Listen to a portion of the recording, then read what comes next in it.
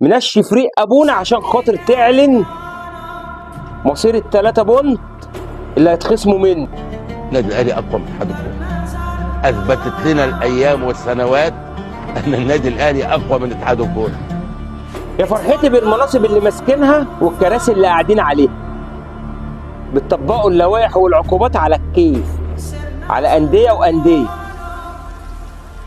هو انسحب من ماتش القمه وما خافش عشان عارف ان انت هتنفذ له كل طلباته هتتنفذ. ولما لقى نفسه لبس في حيط ولقى عظمه ناشفه مش هيقدر يقرقشها ولا يشيلك، وانت عشان عارف انك مش هتقدر عليه عشان هو النادي المفضل وكلنا عارفينه، قلت له تعالى نتعاون مع بعض وشوف انت عايز ايه وانفذهولك. والضحيه انديه الدوري الممتاز اللي مطرح ما بتوديها بتلعب وبتطبق عليها اللوائح والعقوبات وما بتتكلمش.